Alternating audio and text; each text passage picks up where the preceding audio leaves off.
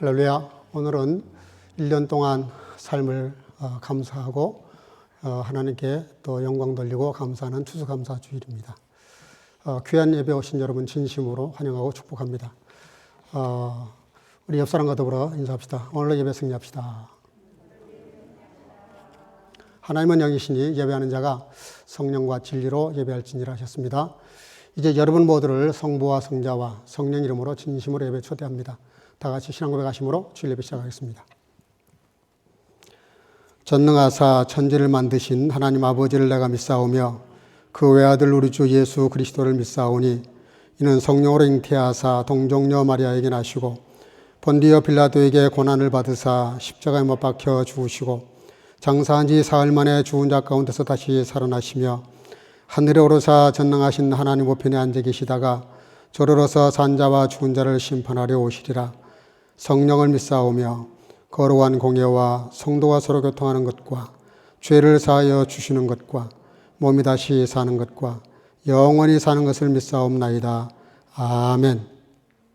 자리에 앉으시고 찬송가 310장을 부르시겠습니다.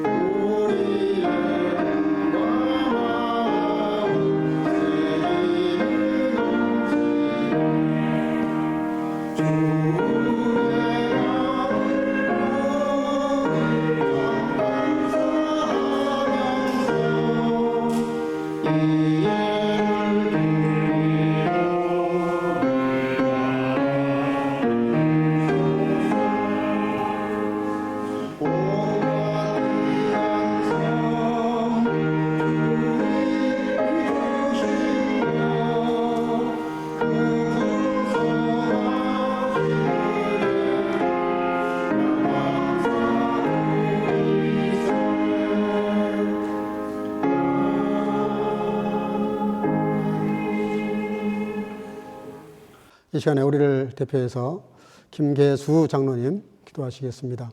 다 같이 기도하겠습니다.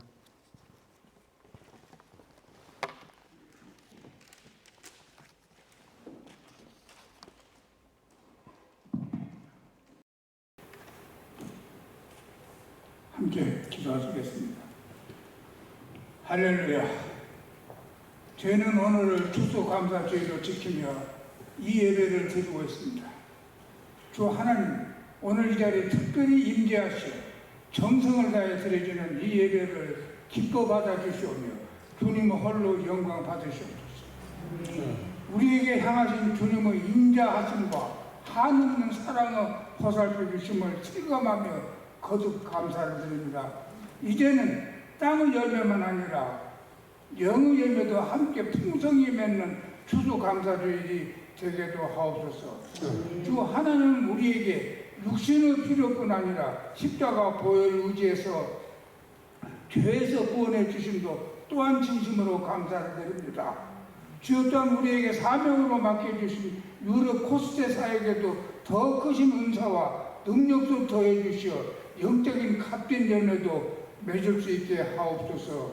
주여 또한 이 시간에도 주님 친히 택하시어 하늘로부터 성령의 기름 부어 맞으신 주님의 사자여 저희들의 목자 한선 목사님 탄위에 세워주셔서 말씀을 강론하며 주님의 음성을 들려주실 때 저희 목사님 영육관을 더욱 강건하게 붙잡아 주시며 오직 성령의 인도하심 따라 말씀이 선포되게 하시어 말씀을 받는 저희 모두가 귀로만 듣지 말고 가슴 깊이 아로새겨서 아멘으로 받아서 오늘의 이 예배가 하늘 보호자에까지 상달되게 하옵소서. 주여 지금도 온 지구촌이 코로나19에서 벗어나지 못해 어려움을 겪고 있사오니 이제는 주님께서 이 질병도 물리쳐 주시옵소서.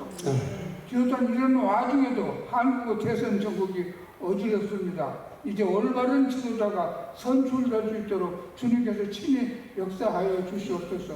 주여 오늘 세례를 받게 될 주님의 성도 성령의 은사가 불같이 임하게 하옵소서. 여호와께서 내 간구를 들어주셨으며 여호와께서 내 기도를 받으시리로다.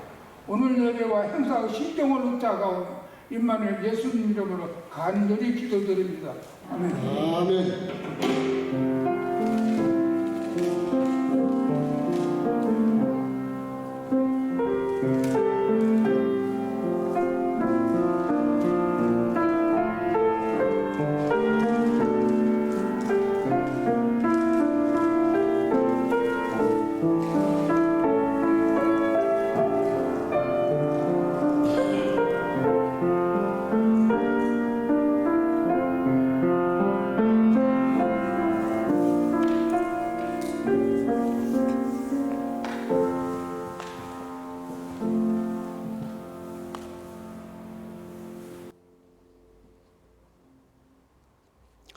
오늘 우리에게 주시는 하나님 말씀 사무엘 하 8장 8절에서 14절입니다.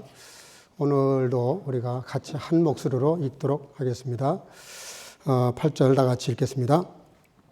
또 하다레셀의 고을 베다와 베로데에서 매우 많은 놋을 빼앗으니라. 하마당 도이가 다윗이 하다레셀에 온 군대를 쳐서 파하였다 함을 듣고 그 아들 요람을 보내어 다윗 왕에게 문안하고 축복하게 하니 이는 하다레셀이 도이로 더불어 전쟁이 있던 터에 다윗이 하다레셀을 쳐서 파함이라. 요람이 은그릇과 금그릇과 녹그릇을 가지고 온지라. 다윗 왕이 그것도 여호와께 드리되 저가 정복한 모든 나라에서 얻은 은금 곧 아람과 모압과 암몬 자손과 블레셋 사람과 아말렉에서 얻은 것들과 소바왕 르홉의 아들 하다데셀에게서 노래한 것과 같이 드리니라. 다윗이 염곡에서 에돔 사람 1만 8천을 쳐 죽이고 돌아와서 명예를 얻으니라. 다윗이 에돔의 수비대를 두되 온 에돔의 수비대를 두니 에돔 사람이 다 다윗의 종이 되니라. 다윗이 어디를 가든지 여호와께서 이기게 하셨더라. 아멘. 자리에 앉으시고요. 오늘은 안미애 집사님, 우리를 대표해서 하나님께 찬양으로 영광 돌리겠습니다.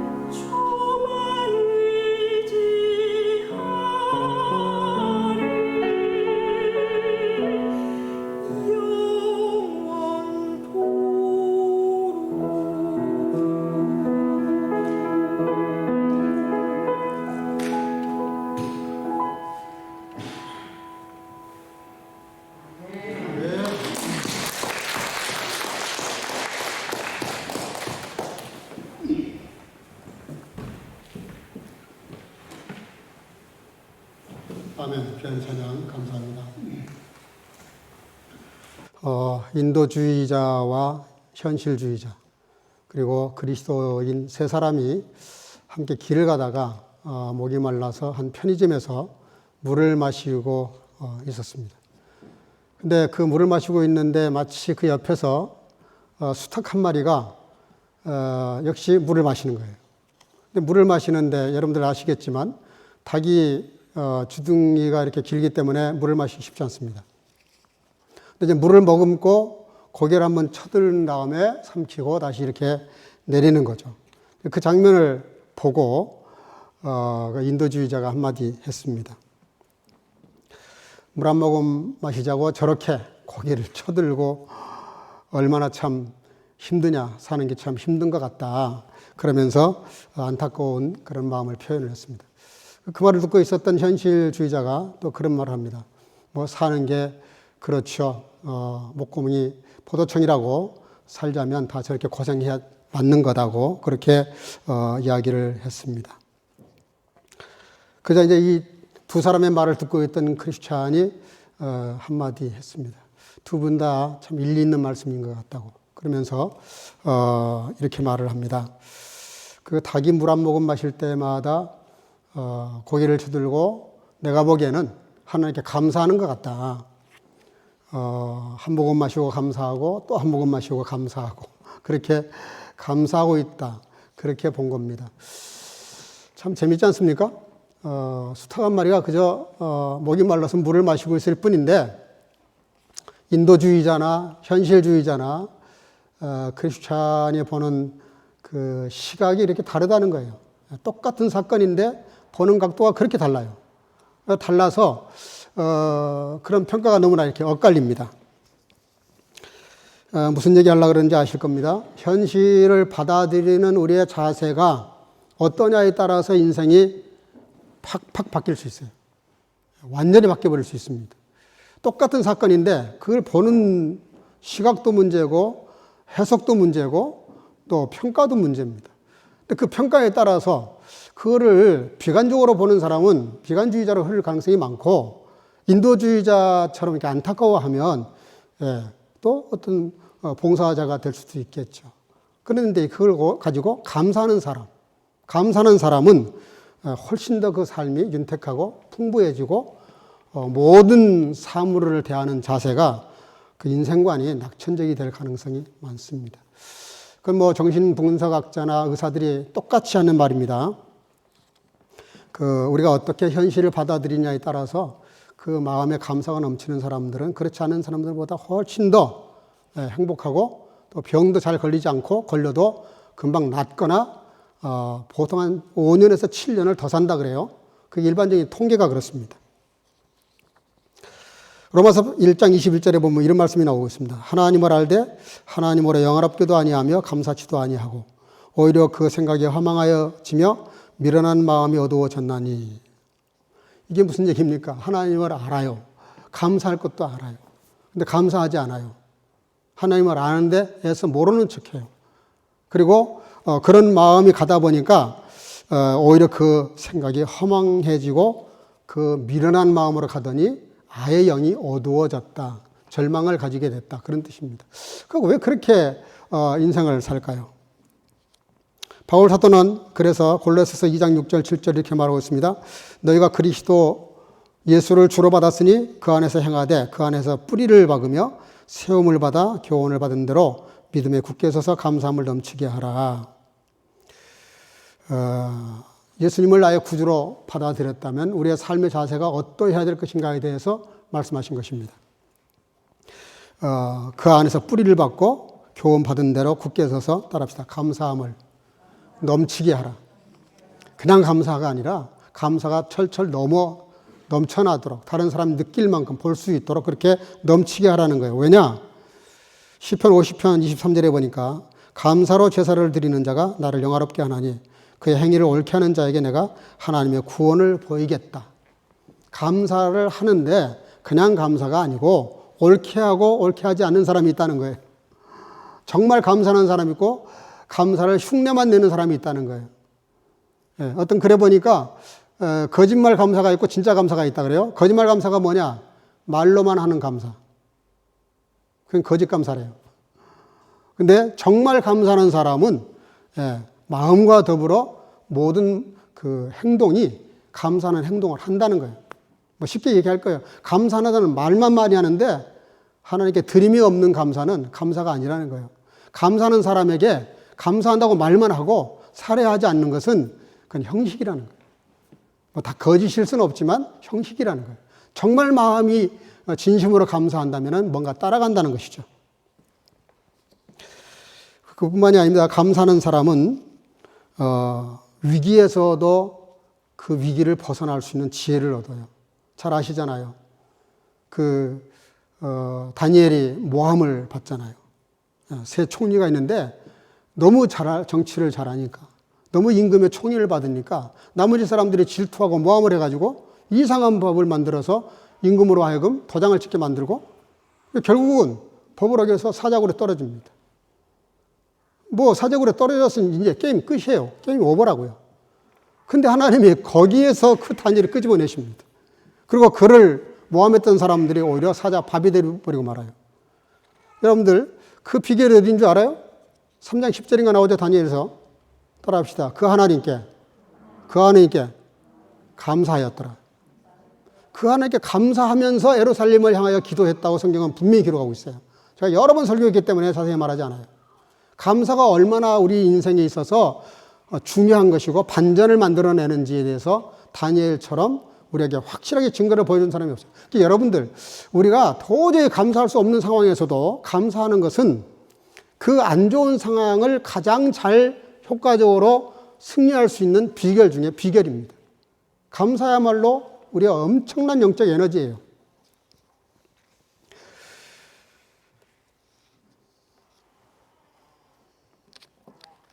그래서 테살로니가전서 5장 18절 감사는 우리를 향하신 하나님의 뜻이라고 말하면서 이렇게 말합니다. 범사에 감사하라. 이는 그리스도 예수 안에서 너희를 향하신 하나님의 뜻이다.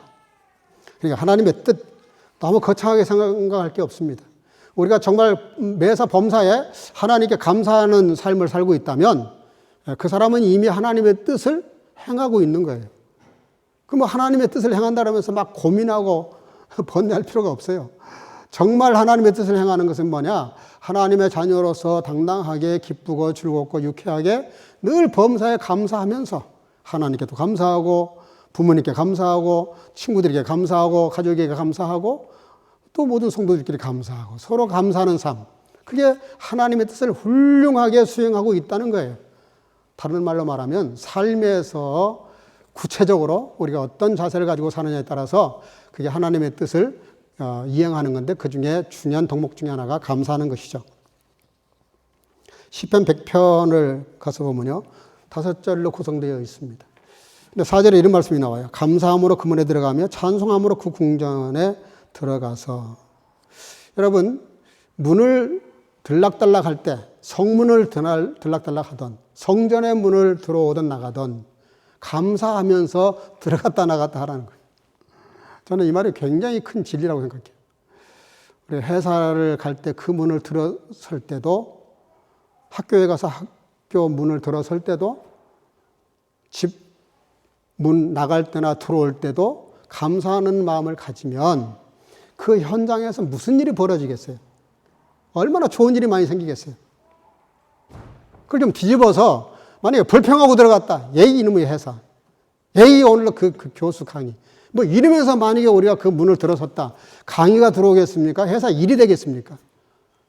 교회당을 들어오면서 에이 이놈의 교회하고 들어와 보십시오. 예배가 되겠습니까? 교제가 되겠습니까? 이건 파괴주의자가 되는 거예요.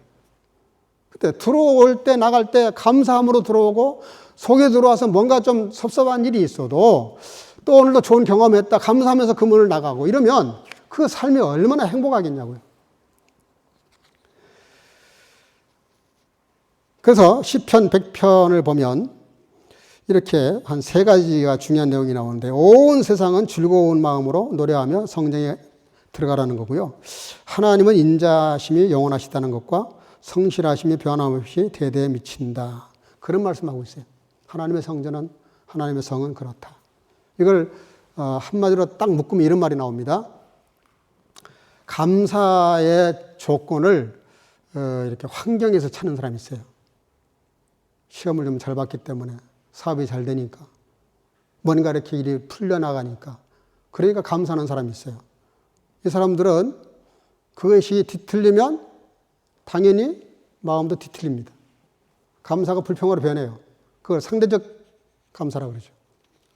근데 시편 100편은 많은 5절에서 많은 말을 말씀하고 있지만 핵심은 뭐냐? 핵심은 따라합시다. 감사를 하나님께 두자. 감사의 원인과 이유가 하나님께 있어요. 시편 100편을 집에 가서 한번 읽어보세요. 자세히 읽어보면 그 내용 흐름 전체가 감사의 이유와 원인과 근거와 뿌리가 하나님께 있다고요. 하나님께. 내게 있는 게 아니에요. 하나님이 이런 분이시니까, 하나님이 저런 분이시니까, 하나님이 이렇게 하시니까. 그래서 이렇게 내가 즐거운 마음으로 찬양하고 기쁨으로 노래하고 들어가고 나가기도 한다. 여러분, 감사의 이유와 원인을 하나님께 두는 사람은 절대 감사를 하는 건데 이 감사는 변할 수가 없어요. 왜냐하면 하나님은 변치 않으신 분이기 때문에. 영원히 그분은 진리시기 때문에 하나님께 근거를 두고 감사하는 사람은 감사가 왔다 갔다 하지 않아요. 엎어졌다 뒤집어졌다 그러지 않는다고요. 계속 감사할 수밖에 없어요. 왜? 하나님이 감사하실 수밖에 없는 분이기 때문에. 그래서 우리의 감사의 근거를 내 삶과 나에게나 현실에 두지 마시고요. 모든 감사의 이유와 그 뿌리, 근거를 하나님께 두는 거예요. 그러면 그 감사는 변하지 않습니다. 그걸 우리에게 정확하게 가르쳐주는 성경이 있어요. 하박국 3장 17절 19절 제가 읽겠습니다. 우리 한번 다 같이 읽어볼까요? 너무 귀한 말씀이니까 다 같이 읽어보겠습니다. 시작. 비록 무화과나무가 무성치 못하며 포도나무에 열매가 없으며 감람나무에 소출이 없으며 밭에 식물이 없으며 우리의 양이 없으며 외양간에 소가 없을지라도 나는 여호와를 인하여 즐거워하며 나의 구원의 하나님을 인하여 기뻐하리로다. 주 여호와는 나의 힘이시라. 나의 발을 사슴과 같게 하사 나로 높은 곳에 다니게 하시리로다. 아멘. 아멘. 예, 하박국 선지자는 자기 상황을 봐도 그렇고 나라에 돌아가는 모습을 봐도 그렇고 하나도 감사할 수 있는 게 없었어요. 생각해 보십시오. 포도나무, 예? 무화과나무, 감람나무 아무리 봐도 열매가 없어요. 열매가. 다 말라 비틀어졌어요. 우리의 양도 없습니다. 외양간에 소도 없어요. 이게 농경사회에서 이건 뭔 얘기입니까? 무슨 얘기입니까? 망한 거예요, 이미. 완전히 플라이트가 돼버린 거예요. 망해버린 거예요. 자, 그런 상황인데 뭐라 그래요? 하박국 선지자가 감사할 근거를 어디다 둬요? 없을지라도 그럼에도 불구하고 트로츠댐 그럼에도 불구하고 나는 여호와를 인하여 즐거워하며 나의 구원의 하나님을 인하여 기뻐하겠다. 주 여호와는 나의 힘이시라. 나의 발을 사슴과 같게 하사 나로 나의 높은 곳에 다니게 하시리로다. 감사의 근거를 어디에 두고 있어요? 하나님께 두고 있어요. 완전히 지금 먹을 것도 없고 심을 씨도 없는데 완전히 지금 초토화되어 버렸는데 다 말라 비틀어져 버렸는데 그런데도 하박국 선지자는 감사하겠다는 이유를 현실에 보면 절대 감사할 수 없죠. 절대 감사 못합니다. 그 감사하는 사람이 미친 사람이지. 정상이 아니죠. 그렇잖아요. 그런데도 감사한다는 이유가 뭐예요? 나는 오직 여호와로 인하여 하나님 때문에. 여러분들 교회를 나오실 때 우리가 성도의 교제가 풍성해야 되지만 정말 중요한 게 있습니다. 그걸로 끝나면 큰일 납니다. 교회는 하나님과 깊은 영적인 교제가 이루어지는 곳이에요. 예배를 통해서 나의 마음과 정성과 예물을 드리지만 하나님으로부터 말씀과 축복과 그 강복이라 그러죠. 하나님이 이렇게 내려주시는 복을 받는. 그래서 그게 두 개가 만나는 지점이에요, 교회가. 여러분들 교회 오셔서 사람만 보고 가시면 큰일 납니다. 아무리 친한 친구가 교회에 있어도 친구만 보고 가면 그건 실패한 거예요. 성전에 오셨으면 우리가 영적으로 주님을 만나셔야 됩니다. 말씀을 듣는 이 시간도 주님 만나고 있는 거예요. 주님과 대화하고 있는 거예요. 들을 때 아멘 하는 것도 내가 응답함으로 하나님께 나의 마음을 표하는 거예요. 그래서 우리가 예배는 주님과 깊은 교제가 이루어지는 것입니다. 하나님께 감사의 조건을 두는 사람. 우리는 어때요? 하박국 선지자 이때 상황을 비교하면 지금 우리가 살아가고 있는 이 초현대 문명의 2기라고 하나, 또 우리가 가지고 있는 많은 이런 편리한 시설들이나 소유물들 차고 넘치잖아요. 얼마나 많은 사람들이 지금 부여를 누립니까? 우리나라도 뭐 전 세계 10번째 초강대국이 됐어요. 이거 조그만 땅덩어리가 경제 대국이 됐어요. 코로나 때문에 다 난리가 나는데 우리나라 보니까 수출입이 계속 18개월인가 2년 동안 계속 플러스야. 마이너스가 아니라. 수출이 더 많아. OECD 국가 대부분이 뭐 2, 3% 다 10% 이렇게 떨어졌는데 우리나라만 성장이 2, 3% 올라가 있어요. 참 기적 같은 나라 같아요. 우리나라가 어떻게 그게 가능한지. 예. 저는 그 한국에서 이렇게 가끔 소식을 듣습니다만은, 야, 언제 한국이 이렇게, 경제적으로 부강한 나라가 됐나. 여러분들, 그런데요, 놀라운 건 감사보다는 불평이 더 많은 것 같습니다. 다 못 살겠다는 거예요. 다 죽겠다는 거예요. 다 망하게 생겼다는 거예요. 이게 무슨 문제입니까? 환경과 여건의 문제가 아니에요. 그리스도인들이 1000만이 다 돼가는데 5분의 1이 그리스도인들인데 나라가 감사로 뒤덮이는 것이 아니라 불평과 원망과 공격과 그저 뭔가 곧 망하지 않으면 안 될 것 같은 그런 분위기를 만들어내는 이유가 뭐예요? 언론의 사명이 큽니다. 보도를 보면은 100개 중에서 99개가 전부 다 네거티브한 그냥 막 세상을 뒤집어 엎어놓는 얘기만 나와요. 왜 그렇게 하는지 모르겠어요. 언론이 너무 사명을 잘못하고 있어요. 심지어 기독교 종론지조차도 그렇게 대단히 비관적이에요.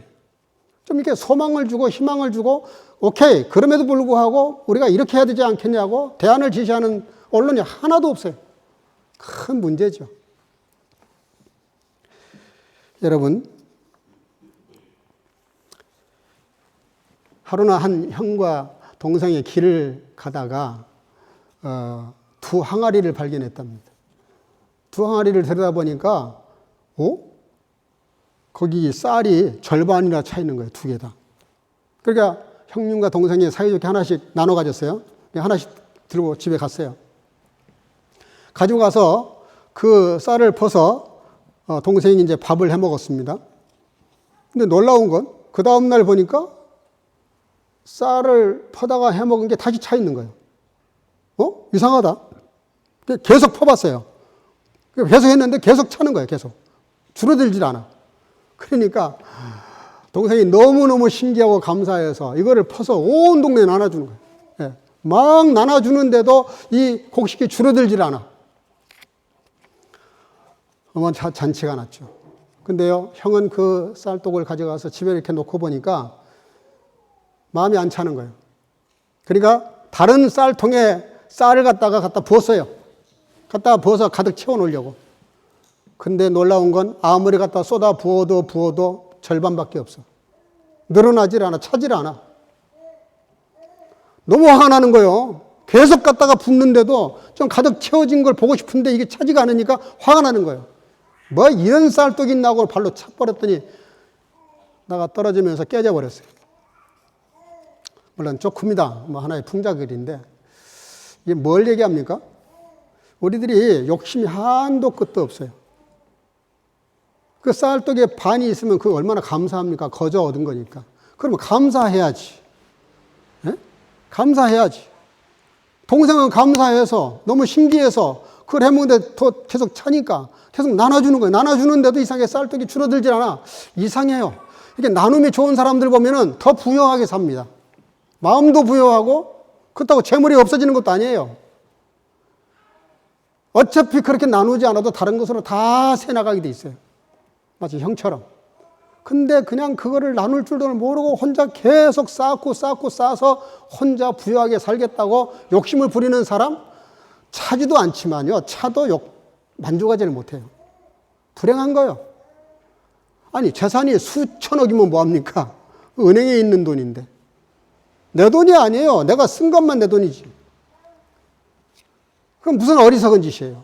아니 제일 이 땅에서 어리석은 사람이 누굽니까? 돈을 수조 원을 은행에 놔두고 죽는 사람이야. 써보지도 못하고. 너무 아까워서 못 써. 9,999억 1억만 더 있으면 1조인데 뭐 이러면서 1억 채우려고 그 발버둥을 치다 죽는 사람들 많아요. 자문에 나와 있어요. 돈은 버는 사람이 따로 있고 쓰는 사람이 따로 있다고. 여러분, 감사하지 못한 사람의 삶이 어떤 것인가를 보여주는 겁니다. 그리고 감사하는 삶이 얼마나 풍요롭고 넉넉한 인생을 사는지를 보여주는 거예요. 오늘 본문은 얼른 보면은 전쟁 얘기고 이기는 이야기를 하고 있어요. 근데 사실은 깊이 파고 들어가서 보면 그런 얘기가 아닙니다. 다윗이 얼마나 진정성 있게 하나님께 감사했는지, 얼마나 그가 감사를 진정성 있게 했는지를 보여주는 사건이에요. 6장 14절, 다윗이 어디를 가든지 여호와께서 이기게 하시더라. 6장 14절, 6장 6, 오늘 본문 8장 6절과 14절에 다윗이 어디를 가든지 여호와께서 이기게 하시더라. 그렇게 되어 있는데, 얼른 보면은, 다윗이 어디를 가든지 전쟁할 때마다 맨날 이겼다. 그렇게 보기가 쉬워요. 근데 실은 그런 내용이 아닙니다. 우리는 이기게 하셨다는 것에 대해서 굉장히 관심이 많아요. 쉽게 말하면 하나님 믿으면 공부 잘해서 합격했다. 상 받았다. 이렇게 보기 쉬운데 그런 얘기가 아닙니다. 이게 중요한 것은 여호와께서예요. 여호와께서. 여호와께서 어디에서 무엇을 하든지 여호와께서 역사하시니까 이기게 하시더라. 여호와께서 역사하느냐 아느냐에 따라서 결과가 달라진다는 얘기를 하고 있는 건데 우리의 관심은 이기게 했다는데 자꾸 관심이 간단 말이에요. 사무엘상 17장 47절. 또 여호와의 구원하심이 칼과 창이 있지 아니함을 이 무리로 알게 하리라. 전쟁은 여호와께 속한 것인즉 그가 너희를 우리 손에 붙이시리라 하는 말씀이 나오는데 잘 아시는 말씀대로 다윗 이야기입니다. 이 말씀을 전쟁은 여호와께 속한 것인즉 제가 일부러 독일어를 찾아보니까 독일어가 훨씬 더 번역이 잘 돼 있어요. 이렇게 돼 있습니다. 여호와께 속한 것인즉 그 말을 이렇게 번역했어요. Der Streit ist des Herrn. 여호와께서 대신 싸운다 그런 뜻입니다. 전쟁이 여호와께 속했다. 이거를 독일은 어떻게 번역했냐면 여호와께서 대신 싸운다는 거예요. 여호와께서 싸우신다는 거예요. 다윗이 지금 싸우고 있는데 다윗과 골리앗 싸움이 아니에요. 골리앗과 하나님과의 싸움이라 그런 뜻입니다. 그가 너희를 우리 손에 붙이시리라. 하나님께서 그 블레셋 군사들을 이스라엘에게 붙이신다는 그런 뜻인데 독일어는 이렇게 돼 있어요. 비엇 오이시 게벤 인 운절의 핸데. 하나님께서 그들을 이스라엘 사람들 손에 넘겨버렸다는 뜻이에요. 이게 무슨 뜻입니까? 이스라엘 손에 달렸다는 거예요. 이걸 이스라엘 사람들이 블레셋을 망하게 할 수도 있고 흥하게 할 수도 있는 고난을 넘겨버린 거예요. 훨씬 더 번역이 잘 돼 있어요. 여러분들, 우리가 하나님 앞에 어떻게 사느냐에 따라서 인생이 팍팍 바뀝니다. 세상이 나를 좌지우지하게끔 내가 세상에 넘겨질 수도 있고요. 세상을 내 손에 넘기셔서 내가 세상을 마음대로 해버릴 수 있도록 하실 수도 있어요. 근데 다윗은 비록 자기가 전쟁을 하고 있지만 뭐라 그래요? 나는 내 이름으로 나가는 것이 아니라 만군의 여호와 이름으로 나간다. 이게 뭡니까? 얼마나 하나님을 의존하고 있는지를 알 수 있어요. 그러면서 다윗의 그 삶 중에 또 하나 중요한 포인트가 하나 뭐냐면 역대상 14장 14절인데요. 다윗이 또 하나님께 묻자온대. 사무엘상 23장 4절. 다윗이 여호와께 다시 묻자온대. 30장 8절. 다윗이 여호와께 묻자와 가로되. 여기 다윗이 또 여호와께 물어 가로되. 묻자와 가로되. 계속 다윗의 이 삶 중에서 뺄 수 없는 그 키워드 하나가 뭐냐면 늘 여호와께 묻자와 가로되. 묻자와 가로되. 계속 물어요. 전쟁을 나가면서도 물어보고 이걸 칠까요 말까요? 친다면 어디로 칠까요? 계속 물어봐. 목사도 목회하다 보면 종님께 전화를 받아요. 성령 이걸 보는데 이게 도저히 해석이 안 된다고. 지금 이런저런 일을 하려고 그러는데 어떻게 하면 좋겠냐고 전들에게 가끔 전화가 와요. 그럼 괜히 그 사람은 좋아요. 왜냐하면 그만큼 저를 신뢰하는 거잖아요. 신뢰하니까 좀 물어보는 거잖아요. 심지어 한국에 들어가는 우리 학생들 중에서도 저희가 국제전화가 와요. 예. 우리 성교교에서 예배 드리던 기억이 참 너무 그립다 그러면서 물어봐요. 지금 내가 직장 문제 때문에 이렇게 저렇게 해야 되는데 이게 어떻게 하면 좋겠냐고 물어보는 전화가 와요. 그럼 제가 만사를 제껴놓고 일단 이야기하죠. 대화를 나누죠. 예, 정말 그렇게 해가지고 감사해서 예, 감사 예물도 보낸 친구들도 있어요. 여러분들 그 하나님께 이렇게 여쭤본다는 게 얼마나 중요한지 몰라요. 그걸 소위 기도라 그러는데 기도. 예?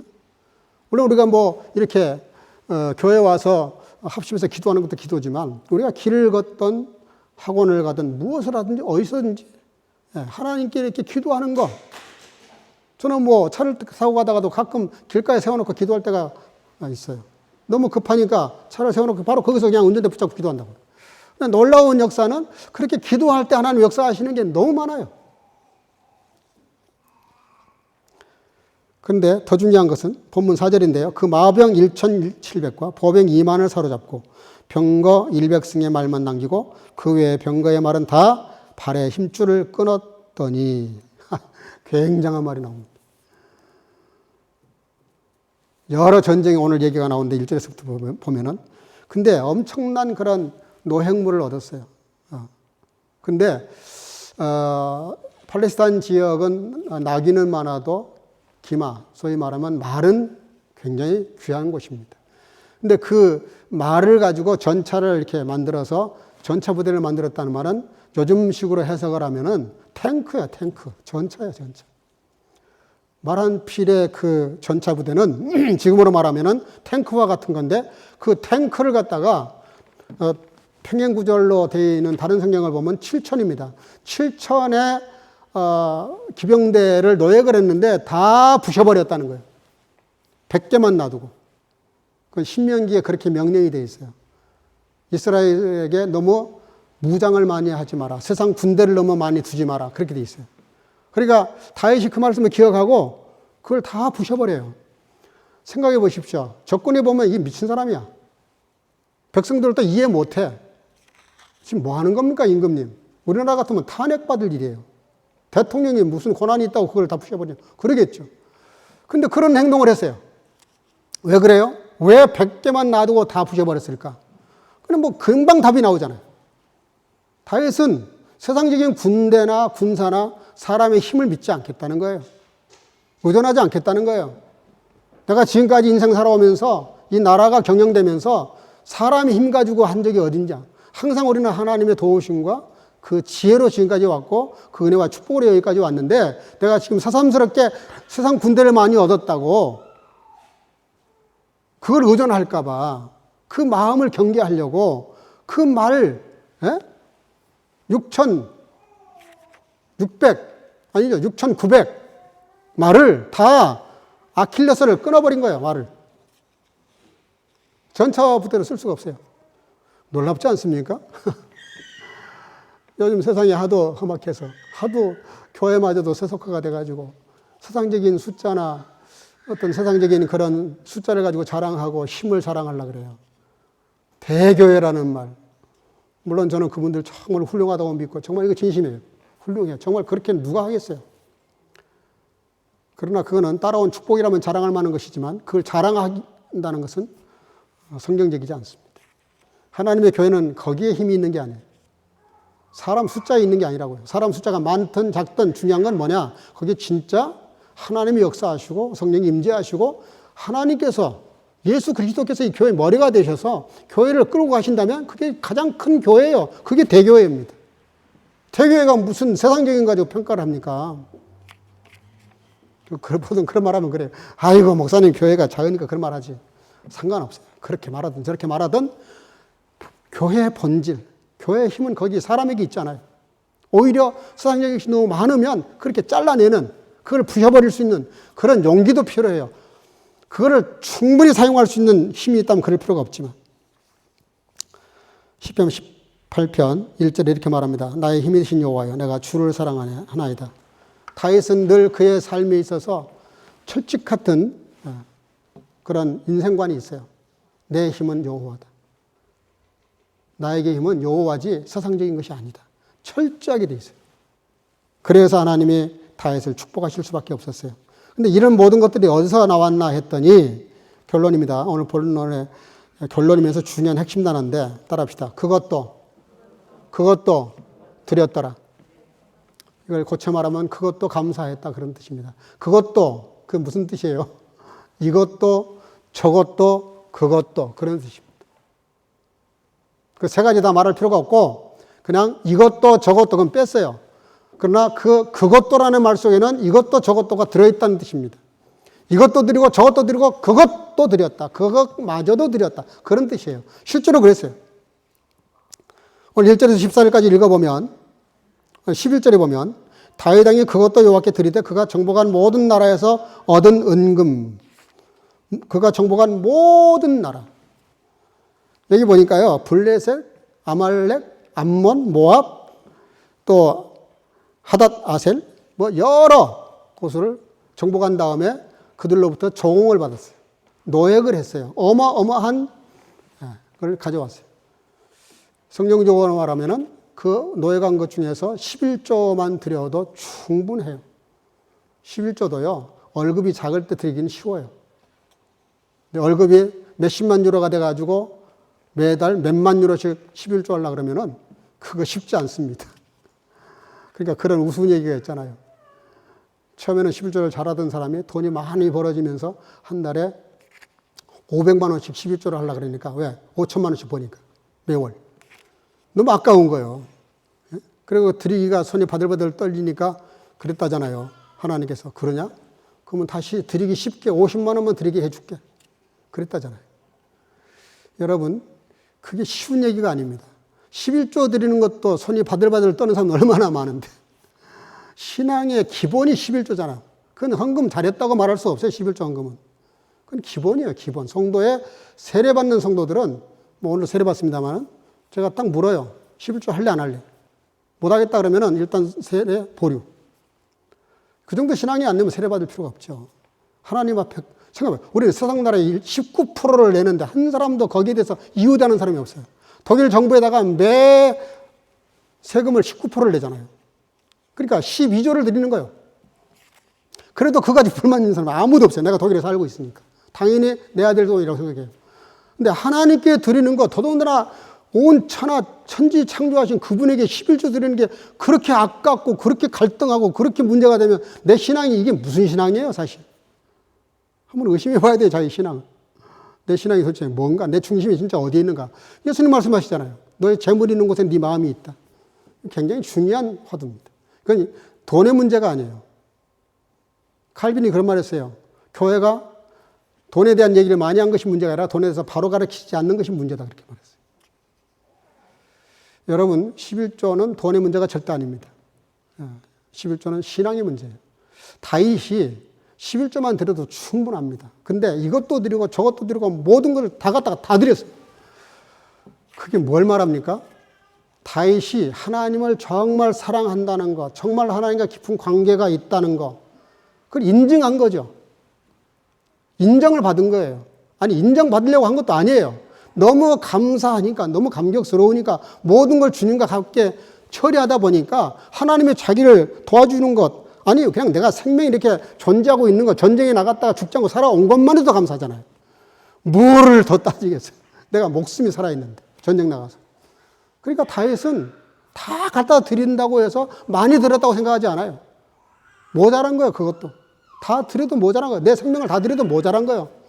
왜? 하나님의 아들 예수님이 나 때문에 그 모든 걸 다 바치셨는데, 십자가에서 다 바치셨는데, 다 바치셔서 죽으셨는데, 그 앞에 뭘 그런 걸 저런 걸 따져요. 여러분, 다윗이 왜 하나님께 사랑을 받았을까? 오늘 본문 13절, 14절, 다윗이 에돔에 수비대를 두되 온 에돔에 수비대를 두니 에돔 사람이 다 다윗의 종이 되니라. 다윗이 어디를 가든지 여호와께서 이기게 하셨더라. 이게 무슨 얘기입니까? 또 13절에서는 다윗이 명예를 얻으니라. 저는 하나님이 다윗을 보니 내 마음에 합한 사람이라고 말씀하신 이유를 사실 설명하려면 이제 100분의 1도 아직 안 돼요. 엄청나게 많습니다. 다윗이 얼마나 하나님을 사랑했고 얼마나 정말 진정성 있게 사랑했는지를 알려고 그러면 더 많이 연구하고 더 많이 생각해 봐야 돼요. 근데 그 부분의 일부분이지만 오늘 다윗이 보니까 그것도 하나님께 드렸다는 말은 그것도 하나님께 감사했다는 말인데, 우리가 내 마음의 진정성, 정말 내가 하나님을 사랑하는 그 마음을 가지고 한번 해보세요. 저는 여러분들에게 정말 진지하게 권하는 겁니다. 정말 주님을 사랑하는 마음을 마음과 입술과 내가 가지고 있는 것을 가지고 진솔하게 표현해 보세요.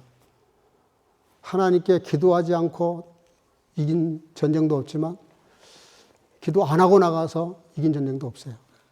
하나님께 드리지 않았는데 받은 축복이 없지만 안 드렸는데 받은 축복도 없어요. 잘 기억하셔야 됩니다. 하나님과 나와의 관계가 중요해요. 관계가. 우리가 사람들과의 관계에서도 관계를 따지잖아요. 이 사람이 나와 어떤 관계냐? 그걸 뭘 가지고 따져요? 서로 왔다 갔다 하는 대화, 그런 태도들, 실제적인 삶에서 보이잖아요. 정말 이 사람이 나를 사랑하는지 하지 않는지 뭘 보면 알아요? 행동을 보면 알거든요. 말로는 누가 못해요.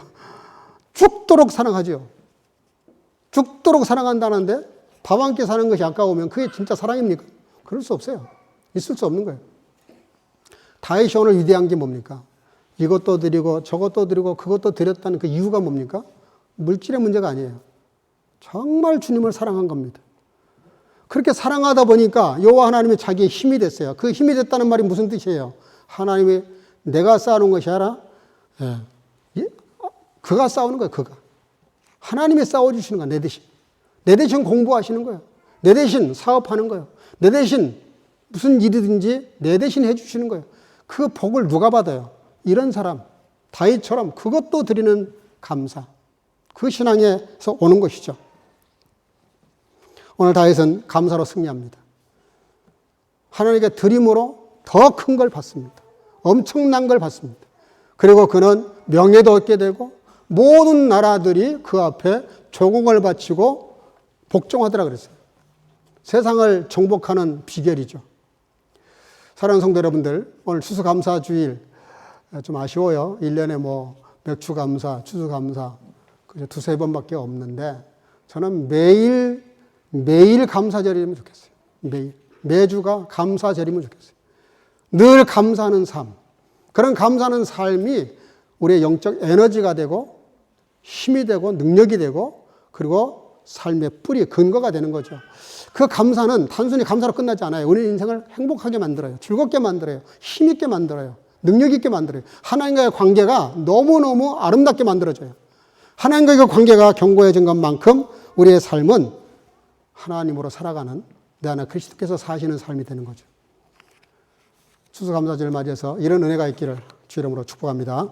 기도하겠습니다. 사랑과 은혜가 충만하신 아버지 은혜 감사합니다.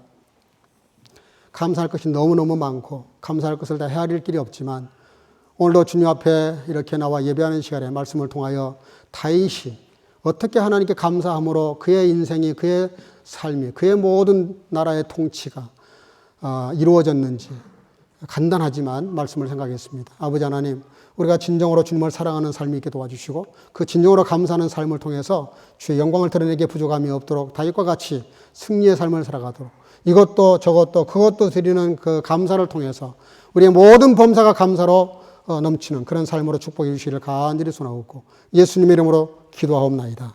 아멘. 말씀을 생각하시면서 찬송가 308장을 부르겠습니다.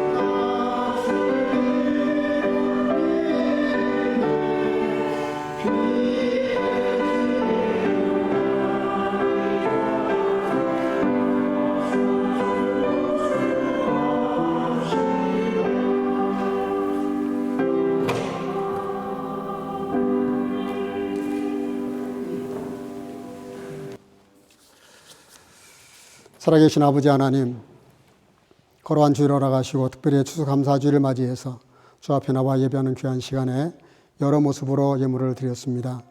11조 드리는 성도들, 선교와 구제 예물을 드리는 성도들, 감사 예물을 드리는 성도들, 또 주령금을 드리는 어린 생명들과 살아가는 주의 자녀들, 아버지 하나님 그 각자의 마음을 따라 축복해 주시고 성령이 약속하신 대로 꼭 성취해 주셔서 흔들고 채워주시는 복으로 함께 하시고 모든 재난과 환난을 막아주셔서 늘 주님과 깊은 영적 관계를 통하여 축복의 문을 열어가는 귀한 삶으로 축복해 주시기를 간절히 소원하옵고 예수님의 이름으로 간절히 축복하고 봉헌하며 기도하옵나이다.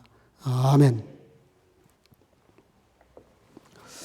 몇 가지 안내 말씀을 좀 드리겠습니다. 광고 끝나고 바로 세례식을 하겠는데요. 오늘 이렇게 대면 예배로 이렇게 드릴 수 있어서 참 감사합니다. 생각 밖에 지금, 그제 통계로 보면 굉장히 많이 올라갔어요. 베를린 인지던트가 180, 1561명인데, 또 독일 전체는 169.9, 37,120명인데, 상당히 많이 이렇게 확진자가 나오는 것 같습니다. 물론, 돌파 감염이라 그러죠. 백신 맞았음에도 불구하고 걸린 사람들은 제가 이렇게 들어보니까 크게 문제가 되지는 않는 것 같아요. 또 사망자도 확 줄어들고 그런데 일단 그러나 걸리면 나가 문제가 아니라 우리가 문제가 아니라 다른 사람에게까지 피해를 주는 거니까 우리가 각별히 좀 조심해야 되겠습니다. 그래서 이렇게 예배 마치고 혹 이렇게 만남이 있더라도 가능한 집단적으로 한 공간에서 좁은 공간에서 무슨 일을 하면 안 됩니다. 그거는 서로를 위해서 해서는 안 되고 가능하면 안전한 지대에서 이렇게 교제할 수 있기를 바랍니다. 오늘 예배 마치면 나가실 때 우리 권사님들이 김밥과 음료수 그리고 과일을 이렇게 준비하셨습니다. 또 우리 케이크 집사님이 지금 한국 갔다 지난주에 왔는데 또 이렇게 다과를 또 이렇게 준비해 왔습니다. 과자를 준비해 왔는데 같이 이렇게 받아가시고요.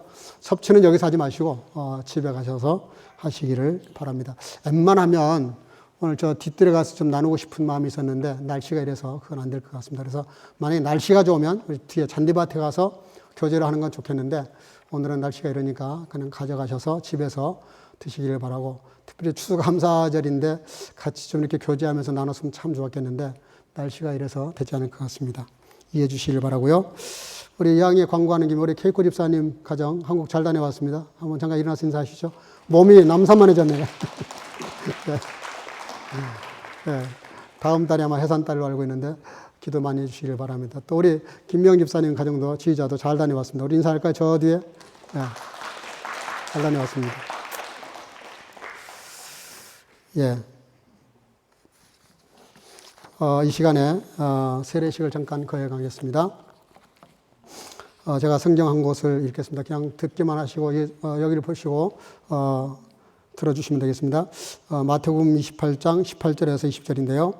예수께서 나와 일러 가라사대 하늘과 땅의 모든 권세를 내게 주셨으니 그러므로 너희는 가서 모든 족속으로 제자를 삼아 아버지와 아들과 성령 이름으로 세례를 주고 내가 너희에게 분부한 모든 것을 가르쳐 지키게 하라.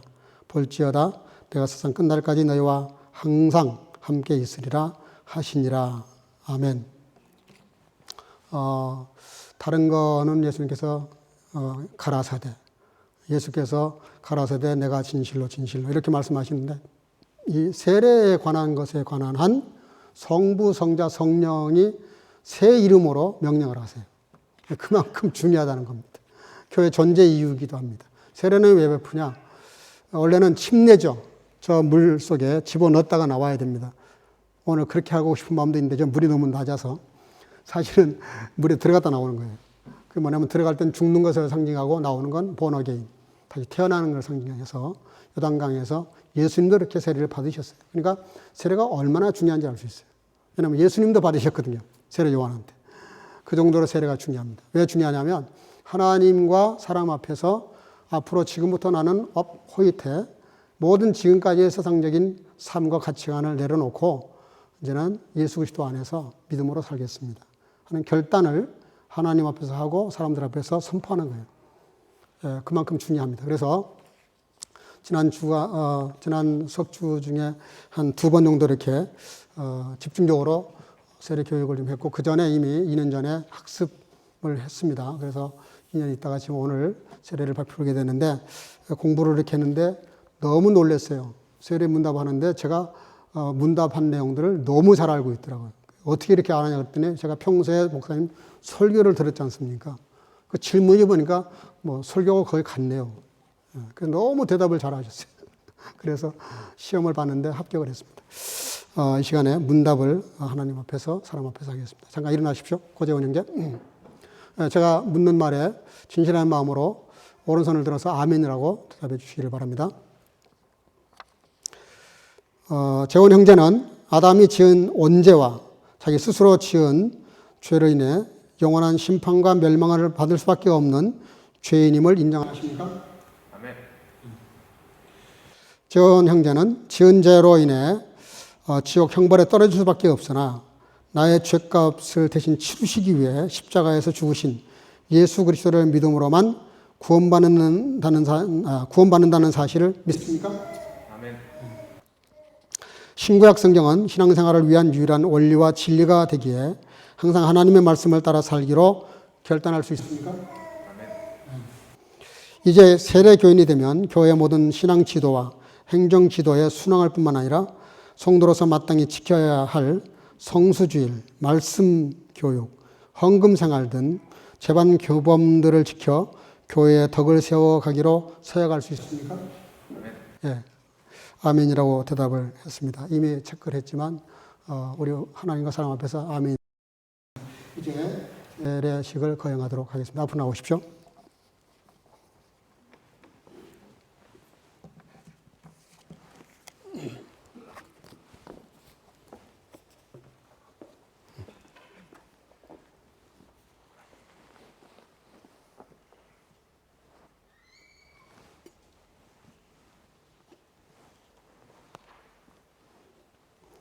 제가 세례식을 베풀 때 기도하는 마음으로 기도해 주시기 바랍니다.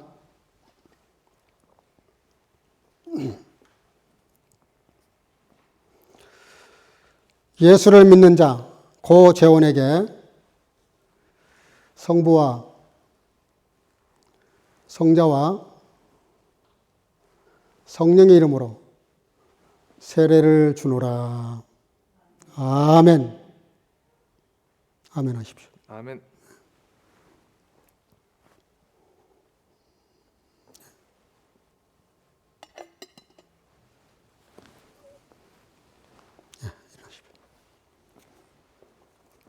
옆으로 오세요. 옆으로 오세요.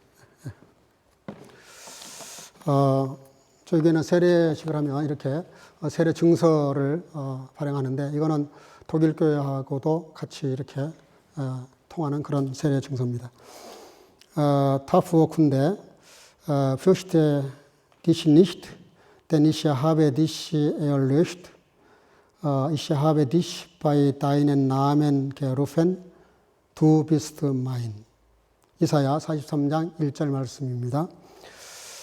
나멘 재원고 맨니시 게보렌 암 주벨프테 메어츠 1993년 부어데 암 집테 노벤버 주바이타우젠트 아이논 주반지 인데어 에판겔리시 코리아니시 프레스비테리아니시 미션스 게마인데 인 벨린 에파우 게타우프트 베를린덴 집테 노벤버 주바이타우젠트 아이논 주반지 파러 은선한. 네. 축하합니다. 잠깐. 우리 경제부에서 축하꽃을 드리도록 하겠습니다.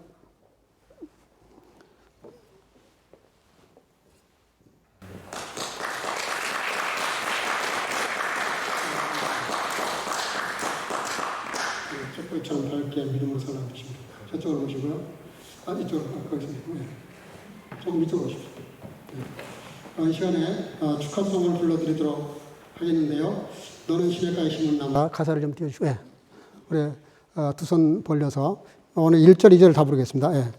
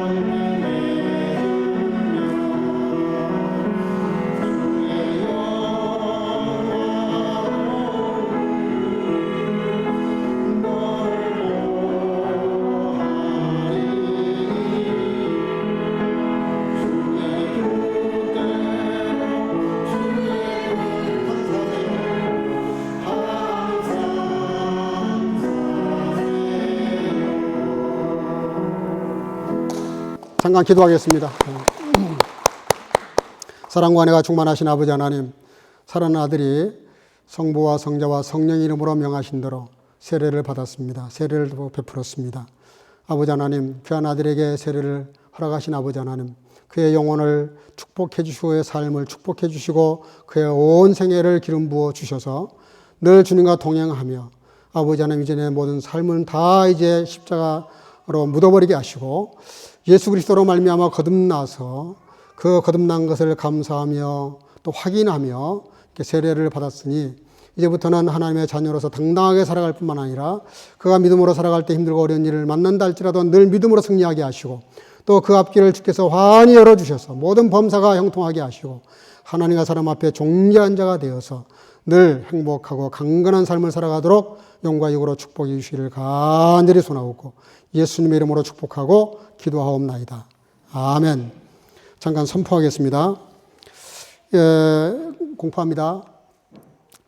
이제 고재원 성도는 대한예수교회 장로회 베를린 한인 선교교회 세례 교인이 된 것을 성부와 성자와 성령 이름으로 공포하노라. 아멘. 예, 다시 한번 박수로 축하해 주시겠습니다.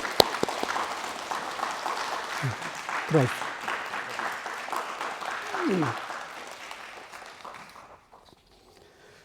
예, 우리 옆 사람과 더불어 한번 인사하겠습니다.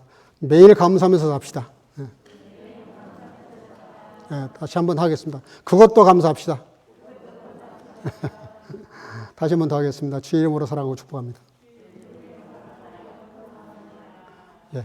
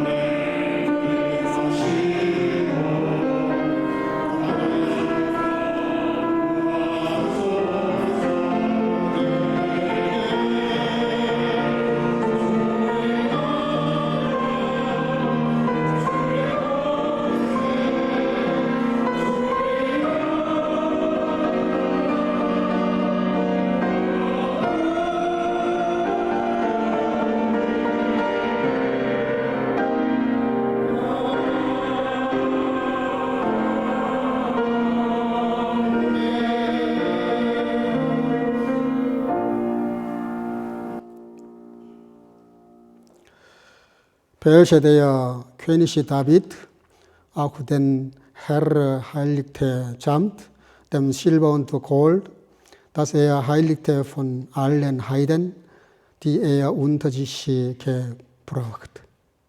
Die Gnade unseres Herrn Jesus Christus und die Liebe Gottes und die Gemeinschaft des Heiligen Geistes sei mit euch allen. 아멘. 다윗 왕이 그것도 여호와께 드리되 제가 정복한 모든 나라에서 얻은 은금을.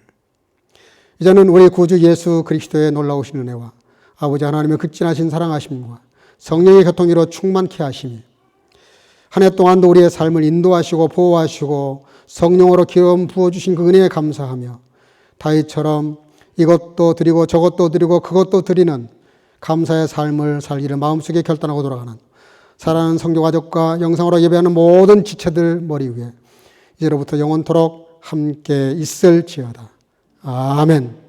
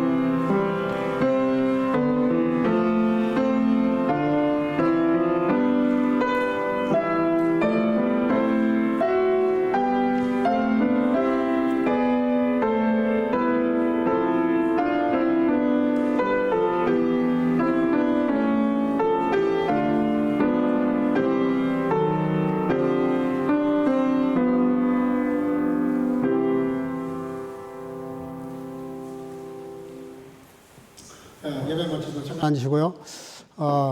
그 준비가 좀 안 됐을 것 같은데 우리 조영재 형제님이 영상으로 좀 예배를 드리고 있는데 우리 생일 축하를 해주도록 그렇게 하겠습니다. 잠깐 생일 축하하겠습니다.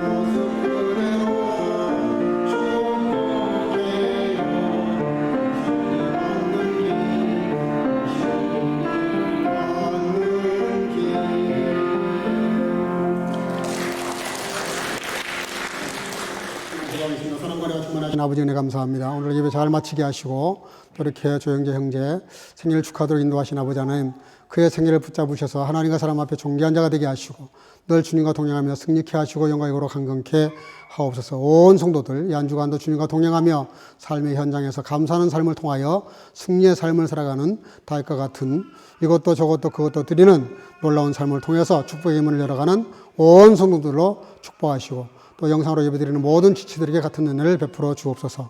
예수님의 이름으로 간절히 축복하고 기도하옵나이다. 아멘. 한 가지 광고를 제가 잊었는데 실은 이번 주 금요일부터 여기서 이 자리에서 금요 기도회를 시작하려고 했습니다. 그런데 사정이 좀 생겼습니다. 그리고 인지던치가 좀 떨어지면 하려고 했는데 지난번에 광고했던 것보다 훨씬 더 올라가 버렸기 때문에 두세 주 정도 이렇게 뒤로 미루게 됐습니다. 그래서 아마 12월 첫 주부터 시작하게 되지 않을까.